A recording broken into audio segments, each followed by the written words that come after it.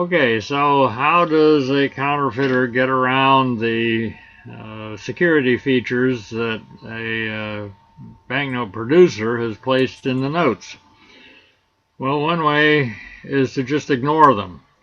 Here we have two Bradbury notes from the second series of the World War I emergency issues.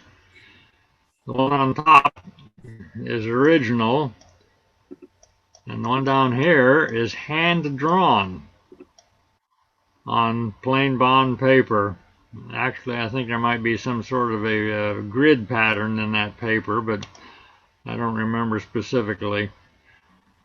What I do know is that I have two notes from this same artist, which I acquired several years apart, which are obviously from the same person, and they are on the same kind of paper. So whoever did this didn't just do it as a one-off. He made up several of these. Now, the serial number is the worst part of this particular piece. The signature is excellent. The signature is very distinctive and very well done. But you can see the quality of the artwork here is all done by hand. This is not printed using anybody's typeface or press. It's all hand created. Now here's a pair of notes from 1947 in China that have the same design but different denominations, and as it is, different colors. The 2,000 yuan is green, and the 5,000 yuan is this steel blue. But because they're the same design, it was relatively easy for somebody to change the counters, and all he had to do was change the counters in four corners in the center, and the same thing on the back, to read 5,000. Didn't even bother to try to change the color. Didn't try to change the color from green to steel blue, because there were so many different kinds of notes circulating in China at that time that it would not, nobody would be surprised of finding a green 5,000. Now this is actually painted onto the substrate of the original note. The characters that he didn't want were scraped away. Let's see if yes, here's the face counter. You can see over here where the original character was scraped off, and then new lines painted in, drawn in with a green pen or a brush, and then the new character drawn in here, and all of these characters painted with white so they matched each other. The same thing was happening up in the corners. If we go back to the first slide, you can see that they've painted everything up here, scraped off the 5 here, and scraped off the 2 and inserted a 5, and the same thing on every corner. On the back, didn't do quite an artful job with the 5,000s in the corners, but the audience for these were not going to be looking at these anyway. The audience was going to be looking at the Chinese characters, not at the Western numerals. So the fact that the four corners are pretty crude is not an issue for this particular raised note. So here we have an example of a person who, again, did not worry about trying to replicate any security feature on the basic note, of which there was only one, the fact that it was intaglio. There was no silk threads in the paper, no watermark in the paper. All we had was plain bond paper with intaglio face and back. Now here's another example of a Chinese note. This is the Bank of Communications. In different cities, the same denomination came in different colors. So the person who was going to alter this note, a 1 yuan, and raise it to a 5, only had to cut counters off of other notes, and you could take 4 or 5 other notes from some other city where violet was the color for the 5 yuan, and cut the counters off of those notes and apply them to a 1 yuan.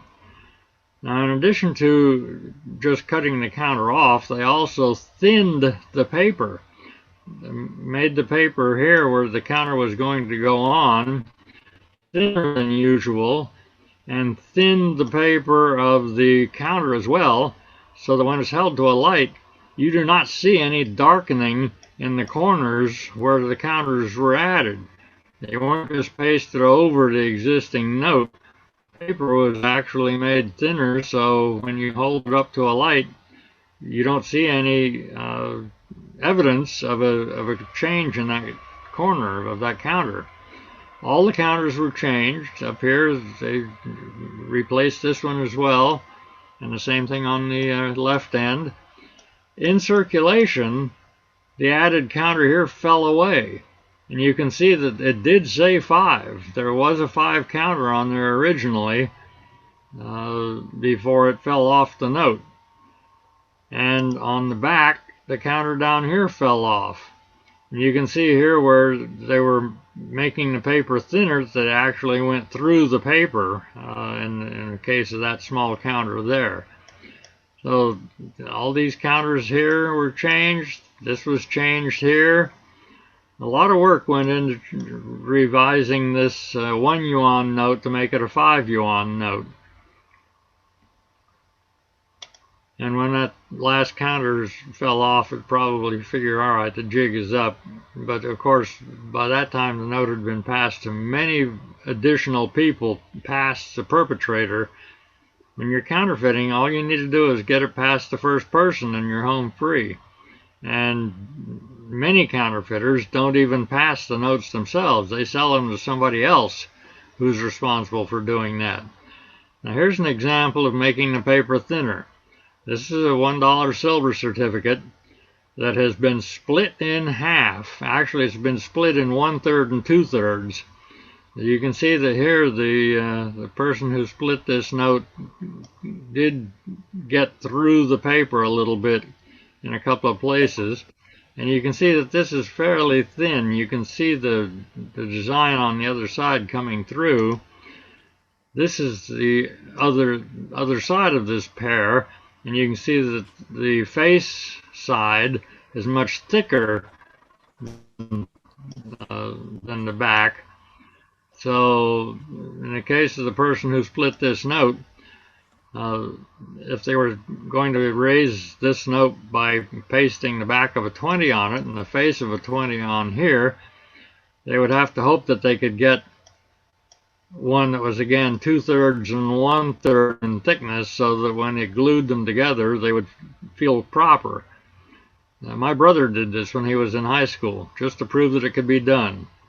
You wet the note, lay it down on a piece of glass, smooth it out, attack it from one edge with a razor blade, and just work your way across it, pulling the note up as you go, as you're cutting the paper away. Another way to get around security features is to use genuine notes to start with. This was an unfinished note printed in Indonesia on its way to Bangkok to be circulated by the Thai Finance Ministry with no serials and no signatures. It's a lithographed note. It's on plain paper. I don't even believe they had any silk threads in this paper. These were stolen en route, and then fraudulent serial numbers and signatures added. Now you can see that this pair had the same serial, so they weren't even worried about making running serials. They just used the same serial over and over again. These stolen notes got passed around because here are 2 more examples, one with a 7-digit serial number, one with a 6-digit serial number. The 6 digit was correct, as issued, this note was originally intended to have a 6-digit serial. So this 5-digit serial here was not correct, and this 7-digit serial was also not correct. Now, when I first bought this, I believe, I can't remember if it was Gary Snover or Ted Ewell had this. I bought this probably 40 years ago.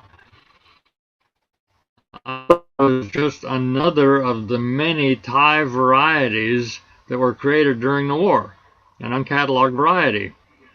But it turned out, as the years went by and I learned more about what was going on, I learned that this batch of notes were stolen en route and numbered and signed fraudulently and placed into circulation.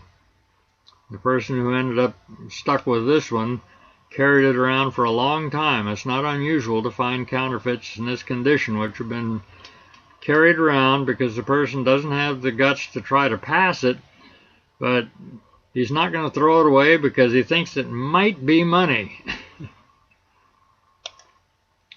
Here's what they actually did with the notes that made it through. The notes that were finally delivered were put into storage, not issued during the war, and then revalued at 50 satang, half a baht, instead of 10 baht, or 5, what was this originally, a 5 baht? I don't even remember. No, it was a 10 baht. And revalued at 50 satang after the war was over and issued as an emergency currency as part of Series 7 Alpha. Another way to get around the security features is to get a security printer to do the job for you. Here we have an example of the Alvarez Reyes note that was printed by Waterloo and placed into circulation in Portugal in large quantities, and all the security features are perfect because the original security printer was conned into doing this job for the crook. In the case of this is one of the counterfeits. I believe this is from plate position Delta.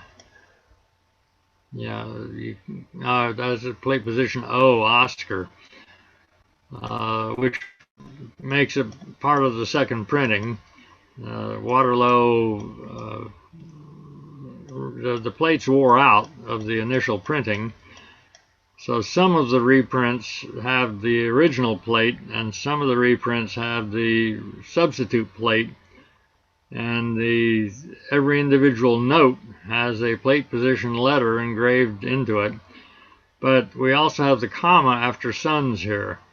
The original notes, except for position H, did not have that comma. So any note that's not from position H with the comma is ipso facto one of the reprinted notes. There are other things that you can use as well to try to separate these, including the serial number blocks and what have you. Jonathan Calloway keeps promising he's going to write an article about these, and it hasn't come yet, but Jonathan, we're still waiting. Now that technique has not gone away. The same technique was used by a bunch of counterfeiters or crooks who went to an Argentine security printer, a recognized security printer in Argentina, and told them we're from the finance ministry in Bahrain and we would like to, or we're thinking about changing our contractor for our notes. We'd like you to replicate this note so we can see the quality of your work. And you can order the paper from this French mill, and we want to see how well you can copy this 20 dinar note. So they did it. Now, somebody may have smelled a rat because they put an easy eyeball diagnostic on the note. Maybe it was intentional, maybe not intentional. But you can see the spacing of the block characters here On the genuine, it's evenly spaced. On the reprint, there's a gap in this between the two characters.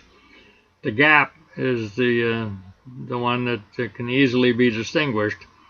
I have one of these with a third character added here to remove the gap and make it look like 3 evenly spaced characters.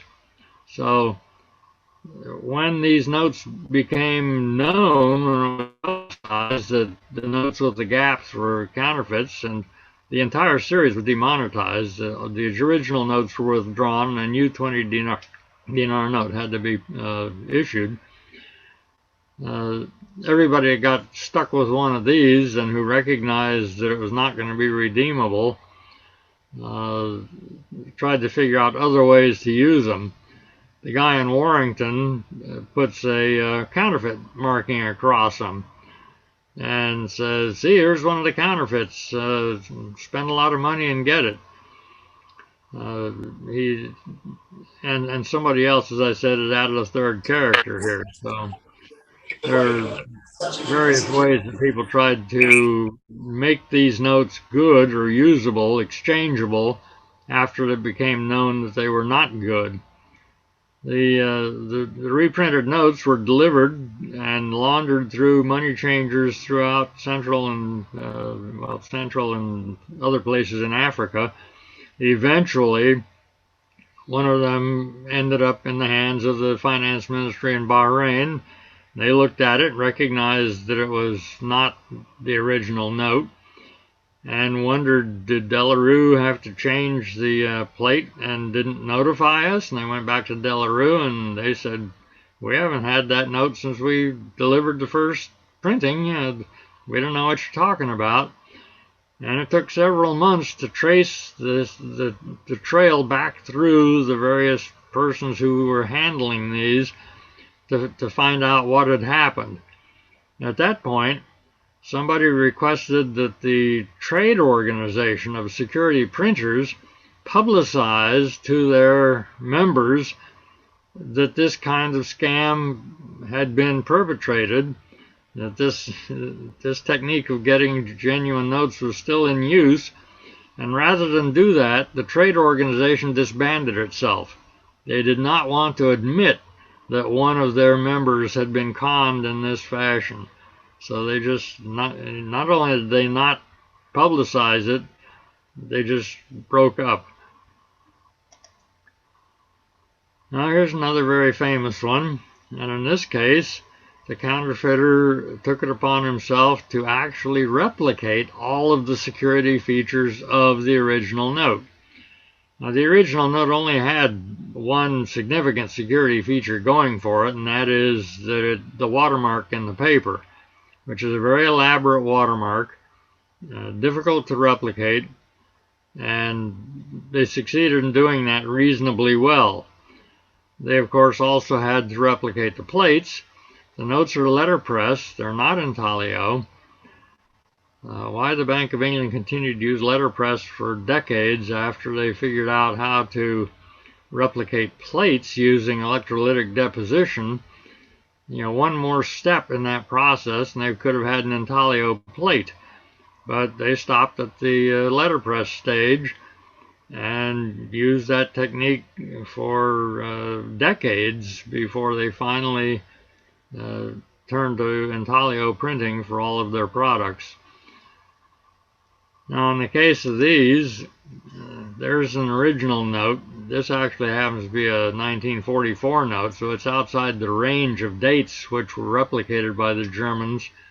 Now, this is an Operation Bernhard note. I didn't mention that. This is one of the ones that the Nazi government in Sachsenhausen concentration camp replicated and used primarily to spend in international trade or to pay spies with.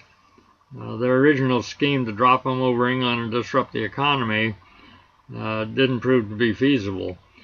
There's no way for a counterfeiter to catch up with the production of the home country. You just can't bring down a currency by diluting its value through counterfeits.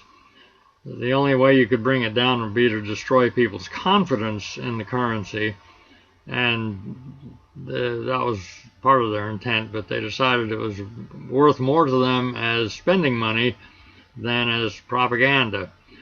Here we have a genuine note where this line coming up to the watermark is a little bit off center. The counterfeits come up mostly pretty well dead center. Some of them come up to this corner out here, and then you have to go to other secondary features to try to figure out whether it's good or not.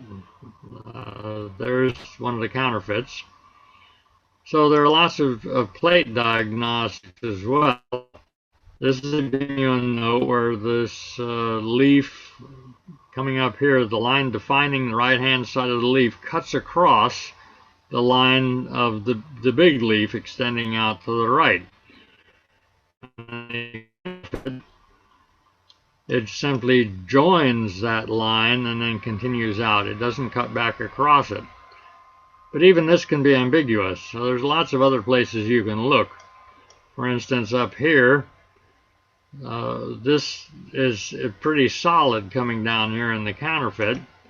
And in the genuine note, we have all sorts of little points here and this little grid. There's also a difference in the shading over here. The genuine note, these lines are fairly long. And in the counterfeit note, some of them are quite short. That's a fairly reliable diagnostic, and it's a naked eye diagnostic. You don't need magnification to see that. On an eBay lot, mostly you don't get enough resolution to be able to make that out. All you see is a shadow there. You can't make out individual lines. So on an eBay lot, it may be fairly difficult to figure out whether you're looking at a Bernhard note or not. But as I said, in this case, they decided they wanted to actually replicate the note as closely as they could to the original, using watermark paper, using the same letterpress technology. They, tried to make the vignette here as close as they could. I'm really surprised at how many points of difference can be found in these. I'm working on the technical chapter of a book that's going to be published here in the States on Operation Bernhard, and I've found, I don't think it's quite 24, but a lot of places where there are technical defects in the counterfeit plate, and those will all be illustrated in the technical chapter of this new book, which is months behind schedule, of course. The British reaction to that was to add a security thread to the paper. This is taken on a light box, so you're seeing the watermark with light being passed through it. But they put a metallic security thread into the paper, changed the serial number completely, the type font of the serial number, changed the watermark as well, because they put a channel into the watermark to carry this thread. The watermark does not continue across that channel. It's a blank spot in the watermark where the thread is inserted. And the initial efforts at doing that, the paper was thicker than usual, but they finally figured out a way to make the paper approximately the same density and texture as the paper that they'd been using for decades up until this time. They didn't continue to do these for very long. In the 1950s, they stopped the white notes completely, and they actually stopped printing denominations over £5 before the war ended, because they became aware of these counterfeits, and first they stopped importing notes for exchange, and then they stopped producing notes of the high denominations, so the £5 was all that ever got this security thread added to it. All right, now we're after World War II in Indochina. This is a note printed by an English security printer. I don't remember which one it was. There's no imprint on the note. It's intaglio on watermark paper. There's a watermark in this window here. You can barely make out some aspects of it. And that's what the counterfeiter had to replicate. Of course, the counterfeits are not in intaglio from intaglio plates. Here's one counterfeit. This note was counterfeited twice by two different operators. There's the original. Here's one of the counterfeits, which is a fairly good-looking copy, but the watermark replication is very poor. This one never got in circulation because you never find this counterfeit with anything other than the French word for false rubber stamped across the face. So before this note was circulated, it was seized. Somebody went through and marked them all this way and put them away in storage. And years later, decades later, they came into the collector market.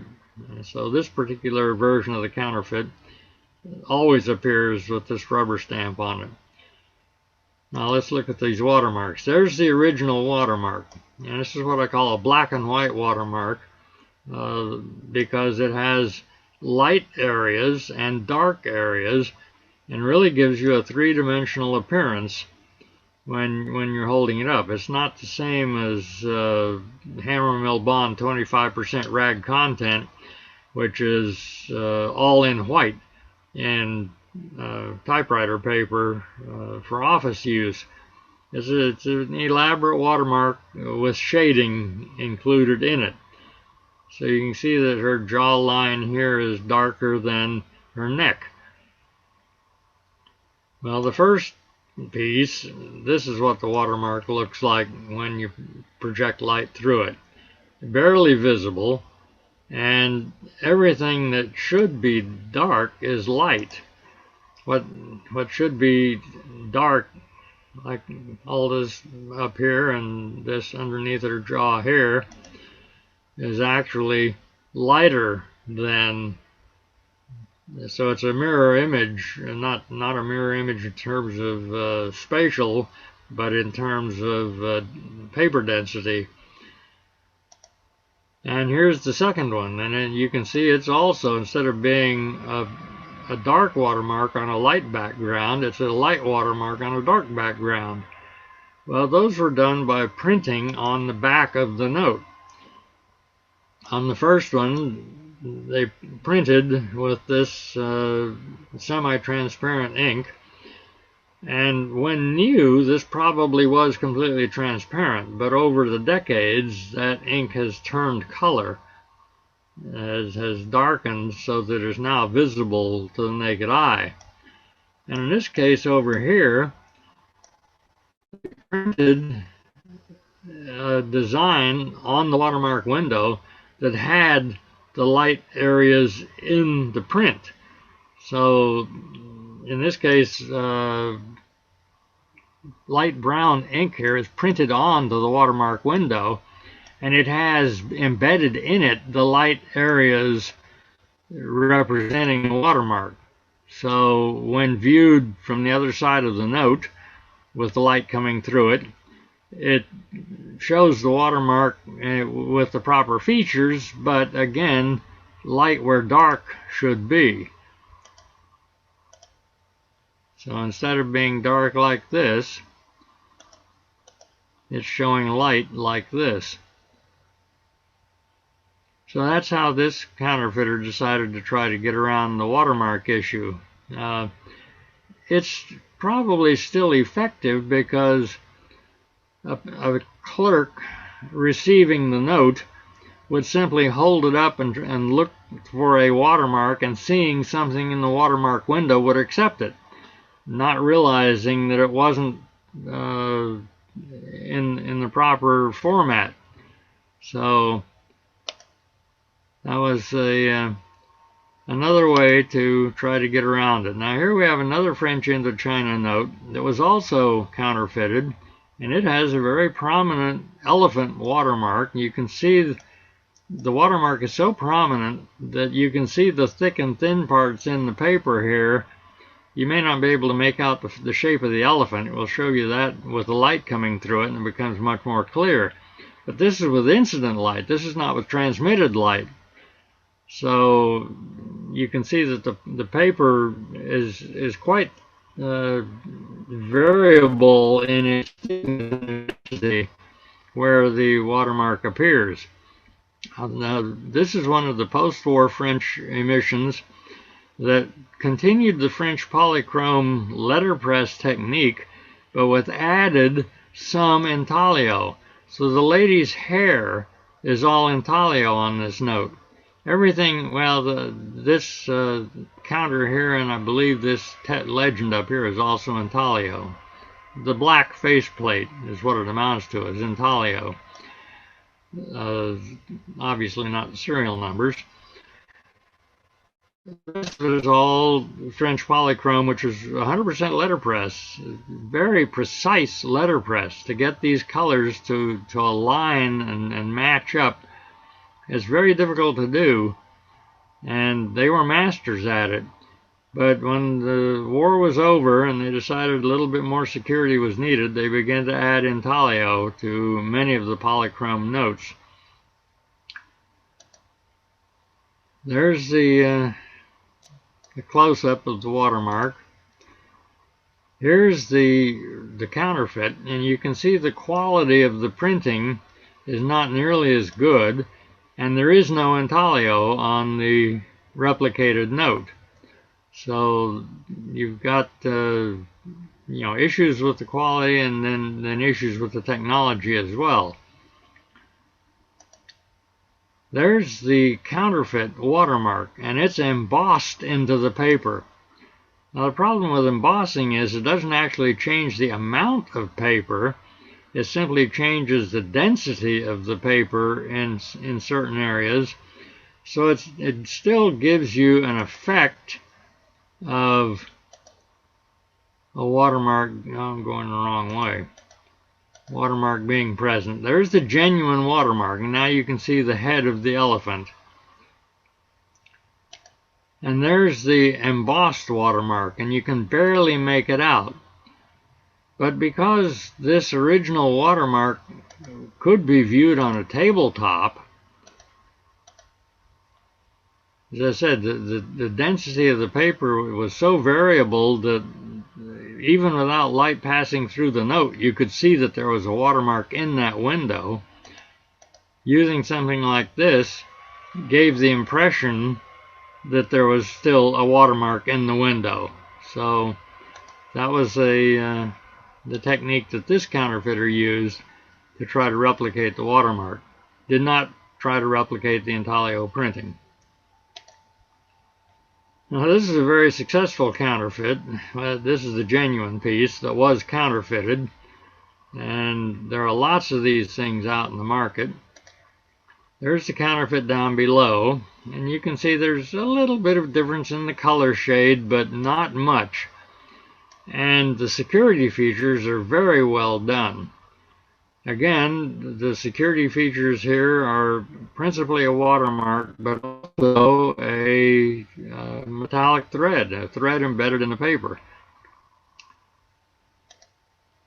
There's the genuine note. There's the watermark in the genuine note. And there's the thread over here. You can see the thread embedded in the paper here. If we go back to the genuine pieces here, you can actually see that thread in the paper raising the fibers of the paper throughout its length. You can see it down here at the bottom, you can see it at the top. The counterfeit has a thread printed on the paper. It doesn't have a thread in the paper. It has a gray print representing that thread running all the way across the note. And that's what the counterfeit's watermark looks like, and its thread over here And this is the way it actually appears on the back. You can see the gray ink here. That's the counterfeit watermark printed on the note.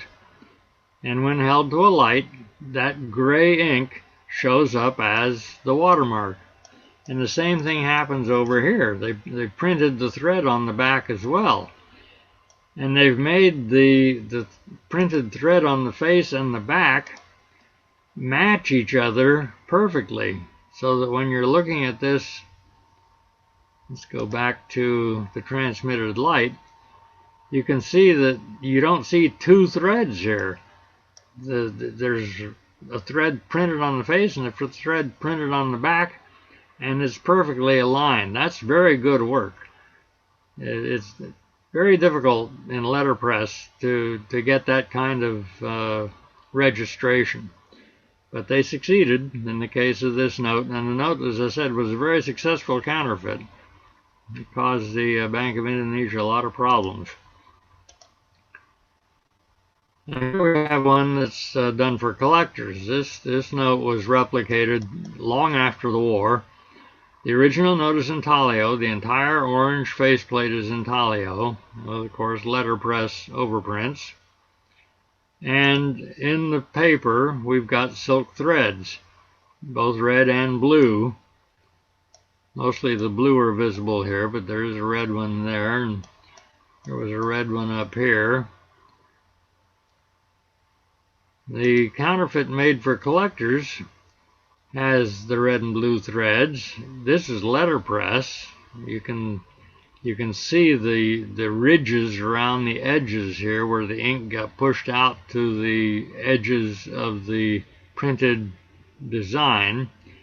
That's one of the diagnostic features of letterpress printing. It should be intaglio. And these are drawn on with colored pencil. Just the lines are drawn on at random with red and blue colored pencils to replicate the silk threads in the paper. Now the person, probably a child, who was given the job of putting lines on this one, which was one of the counterfeits, obviously didn't understand the concept of random threads, because you'd never find this kind of a pattern among the threads in legitimately silk thread paper.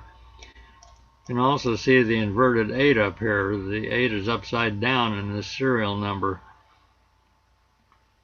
So this note has a lot of issues, but they're in the market. There are collectors buying them, and they were, as I said, they were created for the collector market. Here's one that was made to circulate. This is military payment certificate of the United States. This is the second series of MPCs, series 471. 461 was the first series, 471 was the second series. It's the same design as the first series, but different color scheme. This is the easiest of all MPCs to counterfeit because you only need two colors. You only need this blue-green and the red, because they're the same colors as the planchettes in the paper, which are one of the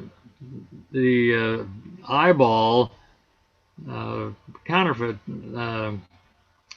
preventions. There's a blue planchette and here's a red planchette.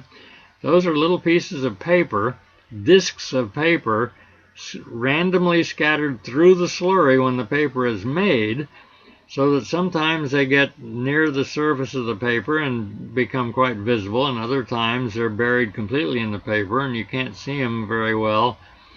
When you hold them to the light, you can see them in the paper. And in a well-circulated note, one of these planchettes which is on the surface, which had printing placed over it, can flake off and leave a white spot there. And people have asked me, what are these white spots? I said, well, those are places where planchettes used to be, but fell off in circulation. Now, the counterfeiter, in this case, did try to replicate the planchettes. I think let's go up to the next. All right, there's a red planchette. There's a blue. This is the genuine note. And the counterfeiter put a red planchette here didn't get very many others. I think in this photograph there was only the one planchette appearing. You can see that the alignment of this back plate is not all that great, but it was sufficient. These were made in Italy. The Italians then and now are great counterfeiters, and many different versions of this note were counterfeited because, as I said, it's the easiest of all MPCs to counterfeit because the planchettes in red and blue were the same color as the note in red and blue. So you only needed 2 passes through your printing press to create the basic note, and then 1 more to put the serial numbers on. However, the genuine note has ultraviolet reactive inks on it. This, which was red in white light, is brown. All of this red element here has turned brown. The serial number has turned green, and this series 471, which is printed at the same time as the serial with the same ink, also react green and ultraviolet. And one of the tint plates is also reactive. Now, they're actually not just a blue tint plate in the genuine note. There are 2 tint plates in here. That's on the back. Let's get to the face. There are 2 tint plates in here in different shades. This wavy line is a different color than all these leaves behind. And one of those is ultraviolet reactive. And this right here is what you saw in green under UV. This blue serial number in series 471 turned green. And I think it's the wavy line tint plate that we're seeing under UV. No, we're seeing the leaves. We're seeing both of them. Both tint plates are UV reactive. So we've got 2 tints there, and they're both reacting to ultraviolet. And the counterfeit under ultraviolet doesn't do anything. Nothing changes color at all. You don't get any kind of sense. This is not in white light. This is in UV. And the UV is illuminated from the bottom here toward the top, which is the same way this one was. That's why it's a little bit brighter down here than up here. You can see the serial number down here is considerably brighter than the serial number up here because the UV illumination is from this edge of the note up this direction. But this is your foolproof way to determine MPC counterfeits. All MPC have UV reactive tints and mostly UV reactive serials. The same was also used on some of the Allied, not the Allied military currency, but the Special Army currency for 1948 currency reform in Germany, which were printed by the Bureau, well, actually by a contractor for the Bureau, using the same specifications. And you get the ultraviolet reaction, at least in the serials. I don't recall that any of the tints in the Special Army currency were reactive, but the serials in some of the notes were. All right, this is a more modern note. This is an Iranian note that was, this is the genuine note in use during the Iran-Iraq War in the middle and late 1980s, before the first Gulf War. The Iraqis counterfeited this note. Here's the counterfeit over here. The genuine note is intaglio. The counterfeit is not intaglio. But because intaglio gives you a texture that you can feel with your fingers, the counterfeit has that texture embossed into it. This is a mirror image of the face design embossed into the back of the note, so it raises the surface of the paper on the face of the note so it feels like it's intaglio. Now, after the first Gulf War, when Hussein's imports of currency from Switzerland were embargoed, he used this same technique on Iraqi notes to make them seem to be better than they were. It seemed to still be intaglio, seemed to match the quality of the Swiss dinars, but they did not. Because all of this was artificially created using blind embossing. This is another very sophisticated counterfeit which caused a lot of trouble for the Banca d'Italia. The genuine note has two threads in it, a polymer thread here and a metallic thread over here.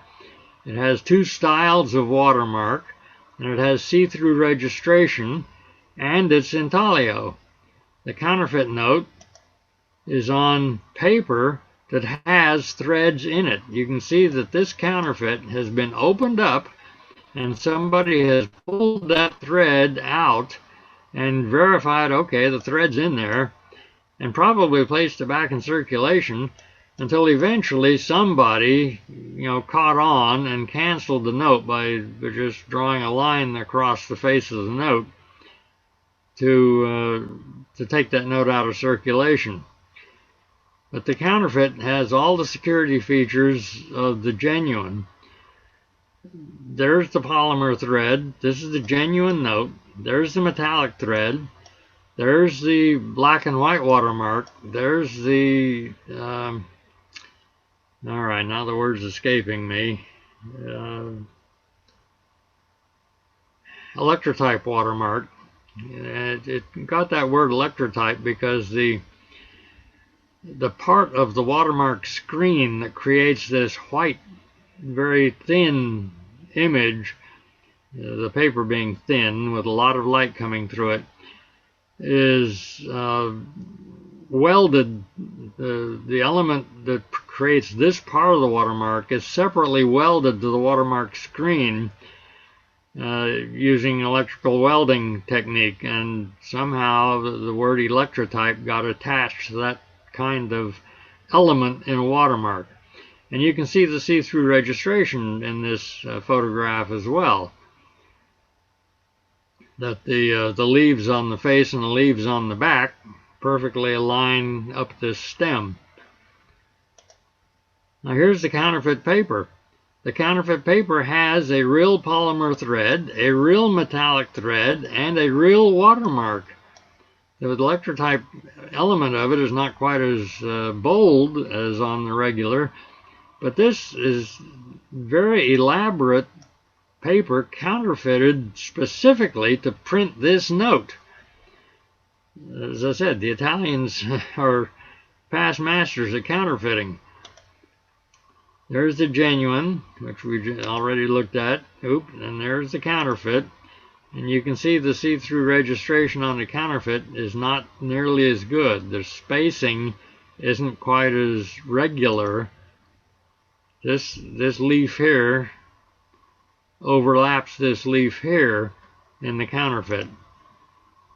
So the see-through registration is where this note fails. And that's because it's very difficult to align the face and the back exactly the way you want them to show this kind of security feature.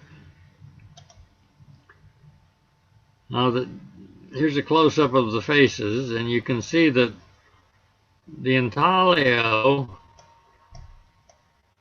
shows much more detail than the I don't remember whether it's letterpress or lithograph, but it's not intaglio, counterfeit. That's the only, other than the see-through registration, the real downfall of this note is that it's not intaglio.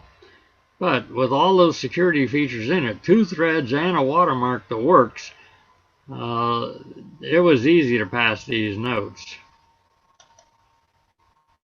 And here we have another example of a thread, and this is called an interrupted thread or a windowed thread. it comes in and out of the paper. It shows in some spots and doesn't show in other spots, but it is a continuous thread all the way up to the top of the note. Here's the element that's going to be see-through registration on this note, and you can see the intaglio is so bold on the face that it's embossed on the back very very boldly here. This is the Banque von Belgique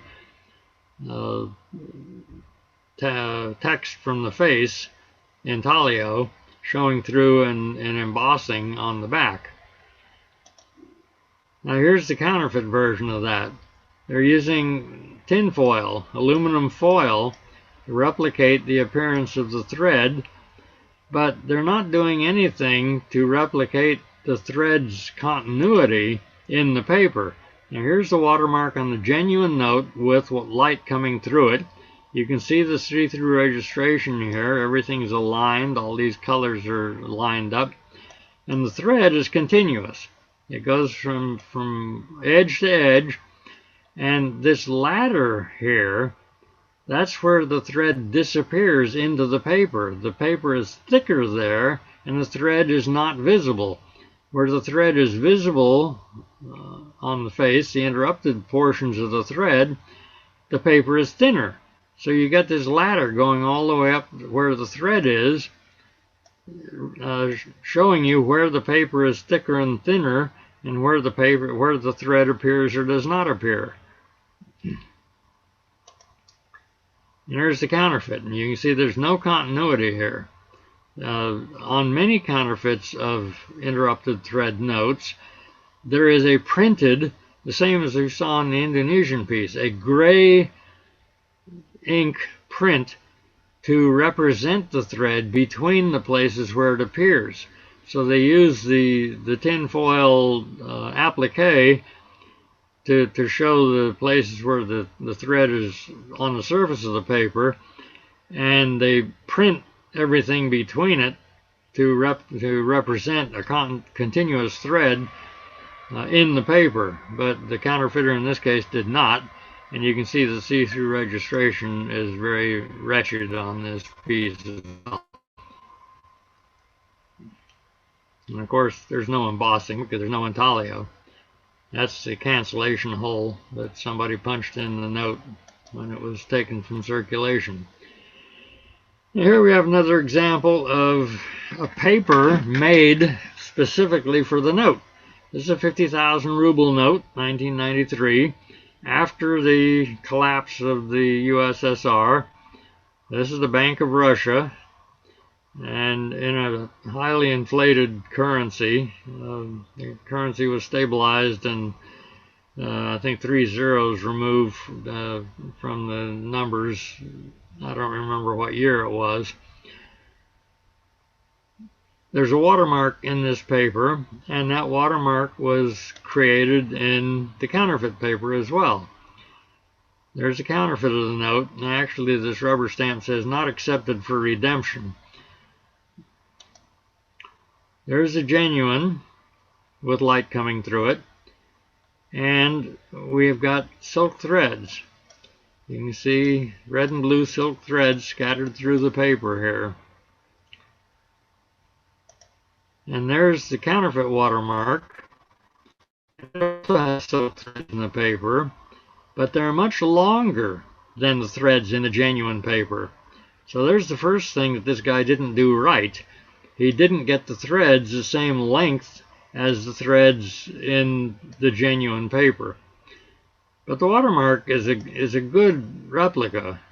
It's not exact, but it's good enough to pass. I mean, certainly, you know, if you're a shop clerk and you receive this note in payment for something, and you hold it against the light, that watermark is going to be very visible, and the silk threads are also going to be very visible.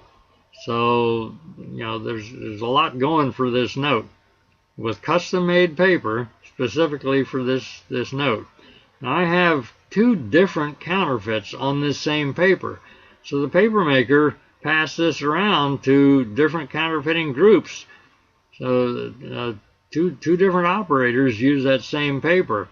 And there also is a third paper, or a second counterfeit paper, for yet another group of counterfeiters. So there were lots of people working on subverting this note. Here we have it under ultraviolet. Here's the genuine piece with the short threads, and the threads are UV reactive. And there's UV activity in these diamond patterns, these lozenge patterns. That's on one side of the note. On the other side, you've got this big blue ball here, which is a UV, that stands out under UV. So you see the silk threads and the blue ball. That's all on a genuine note under ultraviolet. This was the first counterfeit I encountered that tried to replicate the UV features of a note. In this pair, the counterfeit is on the top, the genuine note is on the bottom. The print quality is not precisely the same, but good enough to pass. This multicolored tint here and the intaglio image is well done. Here's that note under UV, and actually this is that's the same piece. You get the UV reactivity in these lozenges, but you do not get the blue ball. They didn't get, and the silk threads are also reactive. These are the longish threads in the counterfeit paper. And they're UV reactive just like the threads in the genuine paper. But they omitted the blue ball for some reason. I don't know why they didn't put that on. Here's another example of a genuine note. No, this is another example of a counterfeit note, and it does have the blue ball. So, as I said, I've got multiple examples of counterfeits on the same paper. Okay, I don't have, in this slide set, I don't have the third watermark, but it does exist. All right, here's another counterfeit, anti-counterfeit device. The maple leaves on this Canadian piece are printed in what's called pearl ink. It's transparent in incident light. You can't reproduce it on a copier because the copier can't see it. On a counterfeit, it's not quite so transparent. In fact, it's not transparent at all. With reflected light, there's the genuine note reflecting off the pearl ink, and here's the counterfeit note reflecting off of its replica of the pearl ink. But under ultraviolet, the genuine note, the ink completely disappears. It's transparent. This is you've got UV threads, and you've also got this UV device over here on the genuine note. On the counterfeit, you still have that device here, but now the maple leaves are black under UV. They're not transparent at all. So when you throw this note under UV, first you don't see, first you see these black maple leaves. I mean, they're very obvious under UV. And second is you don't see any UV reactivity in the silk threads. So the counterfeiter here didn't replicate the threads and didn't properly replicate the pearl ink. However, the ink does its job here. I mean, it's intended to be used in this way, that you look at it with reflected light coming in at an angle so that you can see it. But the Bank of Canada discovered that people weren't using that, so they stopped putting it on the notes. It wasn't an effective counterfeit deterrent because nobody was paying any attention to it. So they stopped putting it on the notes. Here's the micro printing on the genuine piece, and you can see that that micro printing, which is intaglio, is legible completely on down to the lowest size font. And on the genuine note, it becomes completely illegible when you get down to that lowest size font, the smallest font. That's another one of the another anti-counterfeiting device which was developed in the 1990s to defeat photocopiers. That photocopiers could not pick up the detail in this microprinting. And here's an example of it. Here's what's called a skit note. It's to remind you that it's all for fun. And that's the end of the presentation. So now what are your questions?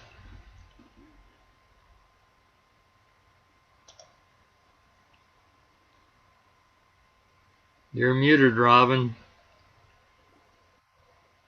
I have three questions, Joe, which I was asked during your presentation. A couple I already replied, but I'll share it so that everybody knows them. Amy was asking, how is the gray ink of the fake watermark applied to the note?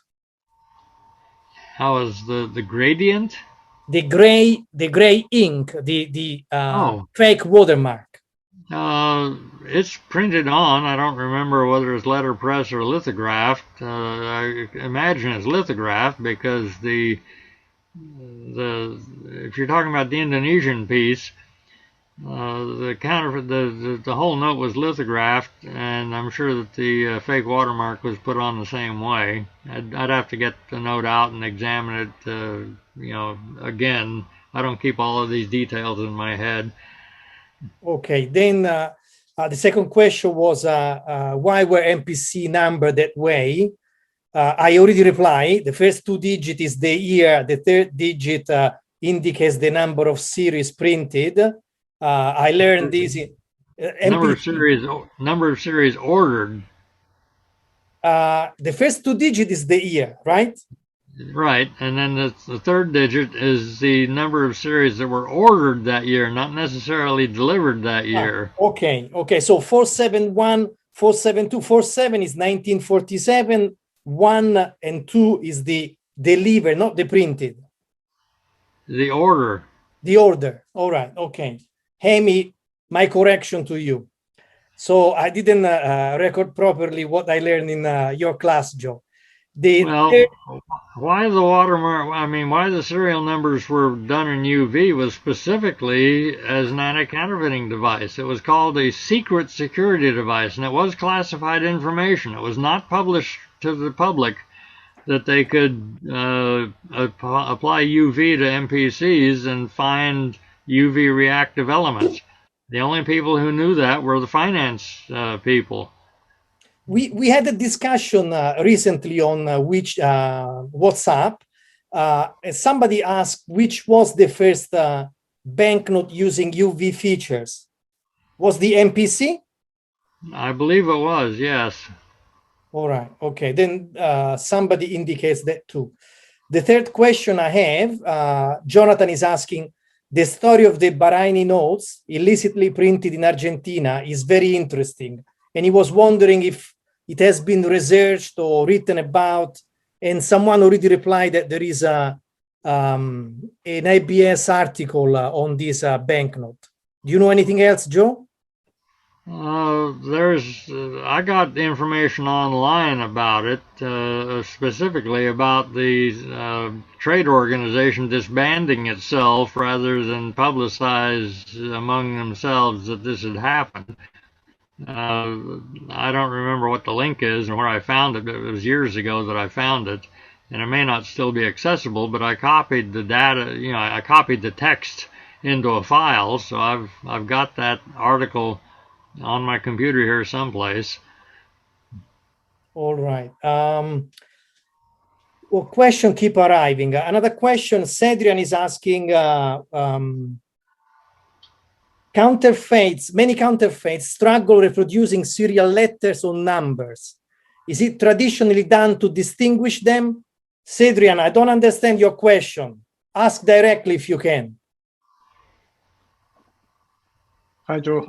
Thank you very much for the presentation. Can you hear me? Yeah, you're welcome, but what was the question about the serial numbers? Yeah, can you hear me? Yes. Many counterfeits, particularly in Latin America, struggle reproducing the serial number. They actually have different sizes. They do not match it perfectly. They have differences in color. So I was wondering whether that was made in purpose or not. Well, most counterfeiters don't have access to a 10-character numbering machine where they can put a prefix and a suffix and 8 digits in between.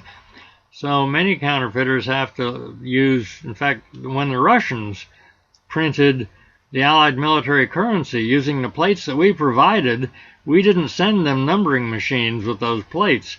And they didn't have 10-digit numbering machines to use, so they had to put two numbering machines side by side, and they didn't align them perfectly in most cases, so you can see the first 3 digits usually elevate a little bit on the left end. I think that was a total of 8 digits there, not 10, because there was no prefix or suffix on those notes. So they had a 3-digit numbering machine and a 5-digit numbering machine, and the 3-digit machine was fixed and the 5-digit machine was running until they ran up to 5 nines, and then they would change the prefix as well. So it's actually not two numbering machines side by side. It's type set in the in the bed of the press, with a 5-digit numbering machine next to it, not perfectly aligned. Counterfeiters do have difficulty in replicating the fonts of serial numbers in many cases. That's one way that I separate the genuine notes from bad notes in the People's Republic of China 1948 and 49 series, which are lithographed from start to finish on plain paper. Not all of them, of course, but many of them are. And the only semi-reliable way to separate them is from the serial number fonts. So you need to have a known genuine piece or several known genuine pieces to get all 10 digits among your genuine pieces to compare with the note that you're questioning whether it's good or not among those PRC notes. I don't have a collection. I have a pretty complete collection, but I don't have every PRC note, and I collect them in any grade whatsoever, even wretched, because I'm looking for the serial number fonts. But I also have many references, which presumably are showing genuine notes. There's no guarantee, of course, that every reference is using genuine notes for its illustrations, because they could have been fooled as well, but I'm assuming that most of my references do have genuine notes for illustrations, and I use those fonts as models as well when I'm comparing these notes. Okay, one more question is by Dr. Kavan. Can you please comment about legality of keeping counterfeits of legal tender in your collection? Well, there aren't very many notes that are still legal tender. The Bank of England notes, of course, can still be exchanged at the bank, and the United States notes have never been repudiated. Most countries have demonetized their early issues. I'm surprised at how regular the Swiss are at demonetizing their notes. Many early Swiss notes are no longer exchangeable, many different series. The Secret Service in the U.S. does have reciprocity agreements with Interpol and other enforcement agencies overseas, and they will seize notes which still have exchange value if their attention is called to them. in the U.S., for holding counterfeits of U.S. notes, the lawyers that work for the publishers have said that it's not illegal to hold them, but it is illegal to decline to surrender them upon demand. So if the Secret Service knocks on my door and says, we want all your counterfeit Federal Reserve notes, they're going to take the whole collection and sort them out themselves and give me back the ones that are genuine and hold the ones that aren't and maybe prosecute me.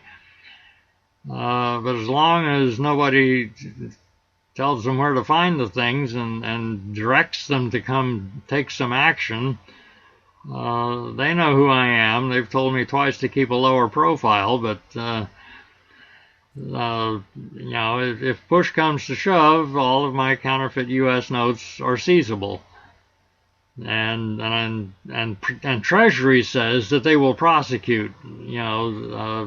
The lawyers say as long as you turn them over, you're home free, upon demand. But Treasury says they'll prosecute, so we don't know whether that's an empty threat or not. We're not testing it. I have an update from Roland for Jonathan. The article on the Bahrain banknote was written by Peter Symes. You know what issue that was in? No, I don't know the issue. Maybe Roland is going to check kindly. Let's see. Anyway, in the meantime, if anybody has any other questions, you can open your microphone and speak freely. Just try not to overlap each other. Can I raise a couple of points, please? First, thanks very much for the talk. Extremely interesting. And, you're very knowledgeable about it. And I have learned quite a bit. Now, 2 points. You mentioned a book which is coming out on the Operation Bernhard forgeries. Do you know when that is coming out, and will it be publicized in the International Banknote Society Journal? Well, when the book is published, we'll certainly put a notice in the journal, yes. I don't know when it's coming out. As I said, it's behind schedule.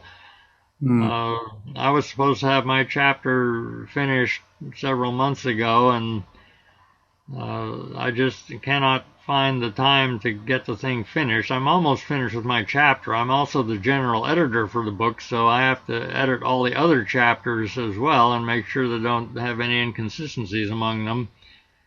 But it's going to be a very interesting book because we've got all kinds of aspects of the operation being treated, including family members of survivors, none of whom are still alive, but their families, they still have family members alive, and family members of the perpetrators. Kruger's granddaughter has written a chapter, which will be part of this book, about the kindly old gentleman that she knew as a grandfather, who she found out later had done a lot of other stuff. Thank you. Now, second point. If I may add, not to compete with Joe's book, but recently someone on the WhatsApp chat advised that his book, originally written in Russian, will be translated in English. And the title is Uncle Kruger's Money, which is also...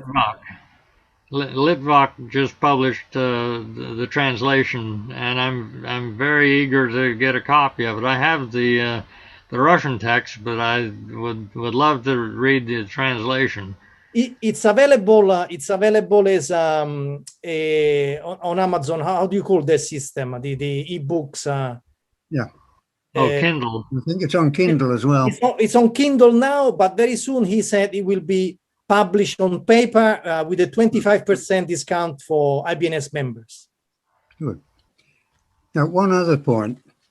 Do you happen to know why there are so many forgeries of the 1929 issue of Yugoslavia, which had originally a watermark paper, and the forgers had a printed version of it?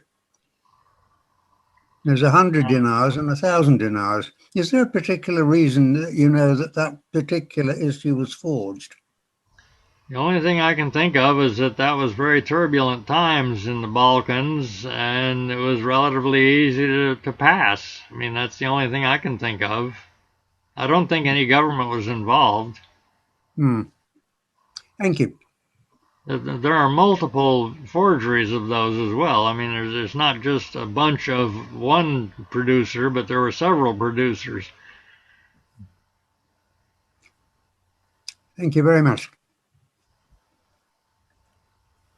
Can I just add something, Joe, about the Portuguese banknote case?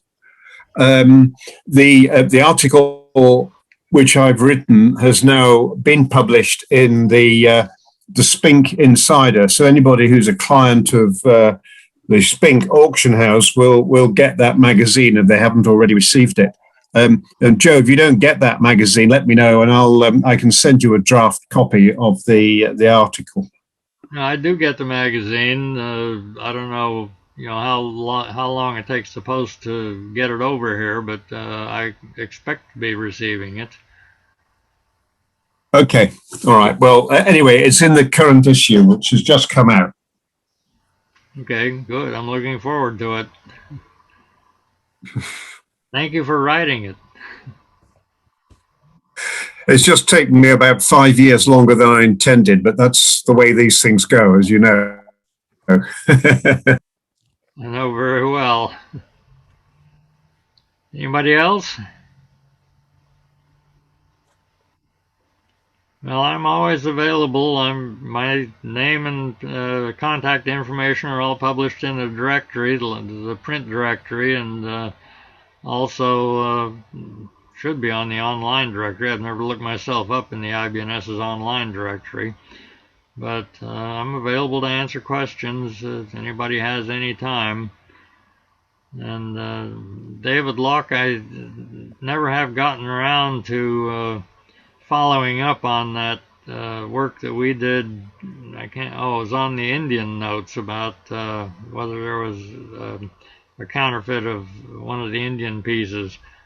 I keep thinking I need to get back to that and publish a follow-up on the forum, but haven't done it yet. But I haven't forgotten about it.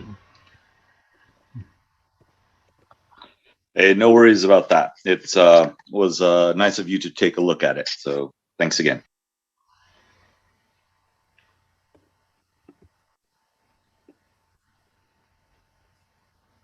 The story there was I determined that what appeared to be a counterfeit was not in fact a counterfeit.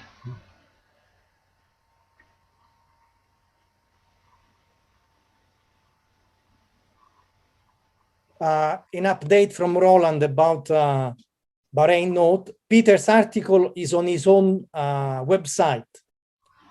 The name of the article is "The Lost Note of Bahrain." So try to Google it and reach Peter Syme's website. But in case later I can find out this information and share it with everyone.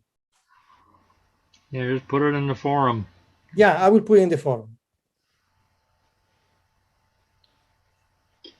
Any more questions for Joe? Seems not. Then Joe, again, thank you. I forgot, by the way, congratulations on your new ANA Vice President appointment. And thanks again for everything you're doing to make us more knowledgeable. Yeah, the latest thing from Warrington is the Gilgil POW camp in Kenya. He has sold 2 notes from that POW camp. I bought the first one, and it's 100% fake. Even the paper is fake. And the second piece was sold this past week.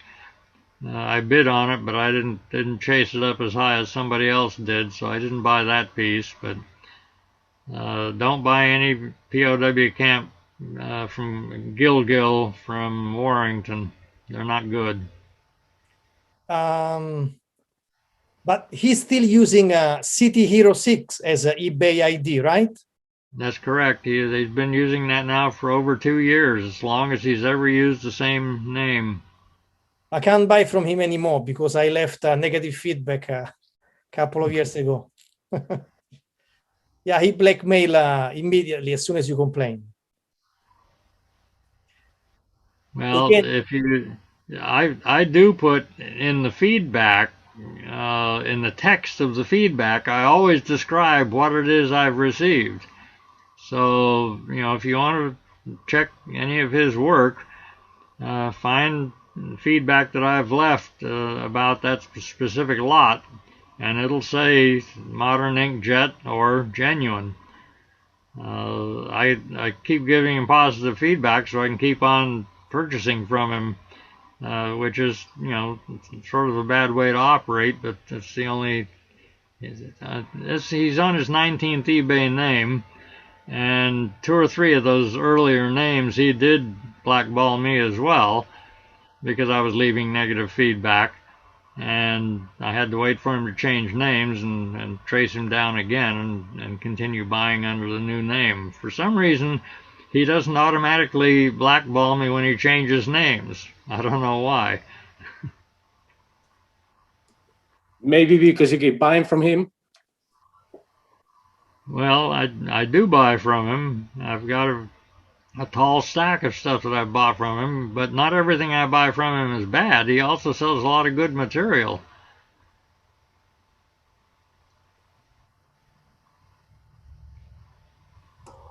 Well, thank you very much for the talk. It was fantastic as always. Thank you.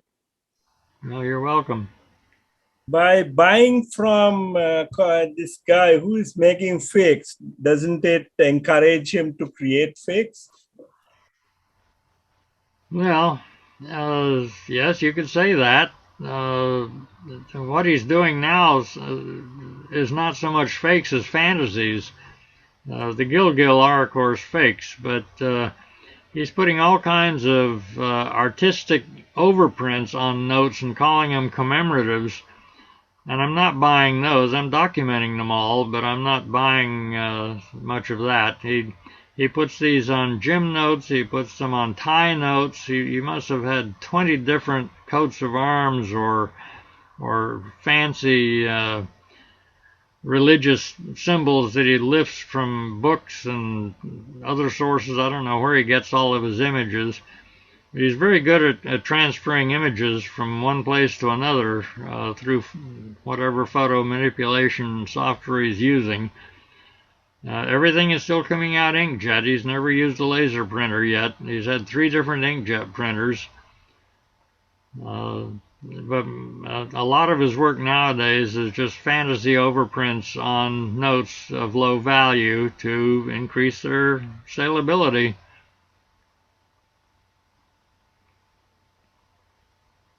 Thank you.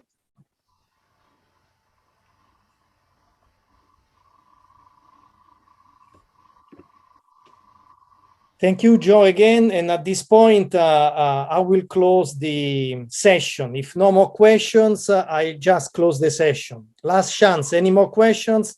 Like at the auction. Last chance. All right, then. I'll close the meeting for now. Joe, thank you very much, and keep it up. Keep sharing all this information with us. Okay, thank you. Bye-bye now.